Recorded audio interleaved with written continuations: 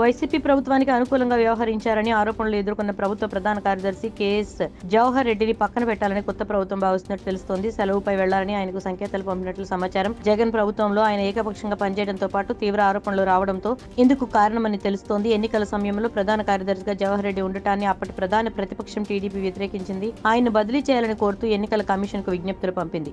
వృద్ధులకు నెలవారీ పెన్షన్ల పంపిణీ బాధ్యతల నుంచి వాలంటీర్లను దూరంగా ఉంచిన తర్వాత సచివాలయ సిబ్బంది ద్వారా ఇళ్ల వద్ద పంపిణీ చేయించాలని సీఎస్ ను టీడీపీ కోరింది. కానీ అందుకు విరుద్ధంగా ఒక నెలలో గ్రామ వార్డు సచివాలయాల వద్ద పెన్షన్లు పంపిణీ చేయించిన అధికార యంత్రాంగం తర్వాత నెలలో బ్యాంక్ ఖాతాల్లో వేయించింది.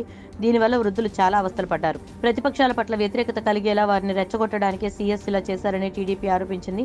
ముఖ్యమంత్రి ఏనాడో బటన్ నొక్కిన పథకాలకు సరిగ్గా పోలింగ్ ముందు లబ్ధిదారుల ఖాతాలకు డబ్బులు విడుదల చేయాలని అధికార యంత్రాంగం చూడటం కూడా ప్రతిపక్ష పార్టీల విమర్శలకు దారితీసింది. చివరికి ఎన్నికల కమిషన్ జోక్యం చేసుకుని పంపిణీ నిలిపివేయించింది. ఇక విశాఖ చుట్టుపక్కల అసైన్మెంట్ భూములను జవహర్ రెడ్డి కుమారుడు అక్రమంగా కొనుగోలు చేశారని జనసేన టీడీపీ బహిరంగంగా ఆరోపించాయి. ఈ నేపథ్యంలో ఆయనను ప్రధాన కార్యదర్శిగా కొనసాగించడం వాంఛనీయం కాదని టీడీపీ వర్గాలు భావిస్తున్నట్లు సమాచారం.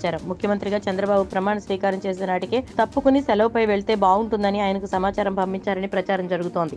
ప్రభుత్వ ప్రధాన కార్యదర్శి హోదాలో జవహర్ రెడ్డి టీడీపీ అధినేత చంద్రబాబును ఆయన నివాసంలో బుధవారం కలిశారు. ఆయన కలిసిన సమయంలో చంద్రబాబు ముభావంగా ఉన్నట్లు సమాచారం. డీజీపీ హరీష్ కుమార్ గుప్తా, జవహర్ రెడ్డి మరికొందరు అధికారులు చంద్రబాబు నివాసానికి వెళ్లారు. చంద్రబాబు మొదట డీజీపీని పిలిపించి కొద్దిసేపు మాట్లాడారు. ఆయన వెళ్లిపోయిన తర్వాత జవహర్ రెడ్డి సహా ఐఏఎస్ అధికారులందరినీ ఒకేసారి తన గదిలోకి పిలిపించారు. జవహర్ రెడ్డి పుష్పగుచ్చం ఇచ్చే సమయంలో చంద్రబాబు ఎలాంటి ప్రతిస్పందన వ్యక్తం చేయకుండా ముభావంగా ఉన్నారు. కొన్ని విషయాలు వివరించాల్సి ఉందని జవహర్ రెడ్డి చెప్పగా ఇప్పుడేమీ అవసరం లేదని చంద్రబాబు బదిలిచ్చారు. ప్రమాణ స్వీకార సమయం, స్థలం వివరాలు చెప్తే ఏర్పాట్లు మొదలు పెడతామని జీఏడీ కార్యదర్శి అన్నారు. ఖరారు కాగానే కబురు పెడతామని చంద్రబాబు చెప్పారు. అటవీ పర్యావరణ శాఖల ప్రత్యేక ప్రధాన కార్యదర్శి నీరబ్ కుమార్ ప్రసాద్ కూడా ఆ సమయంలో వచ్చారు. ఆయనతో చంద్రబాబు కొద్దిసేపు విడిగా మాట్లాడారు. ఆర్టీసీ ఎండీ ద్వారకా తిరుమలరావు కూడా చంద్రబాబును మర్యాదపూర్వకంగా కలిశారు.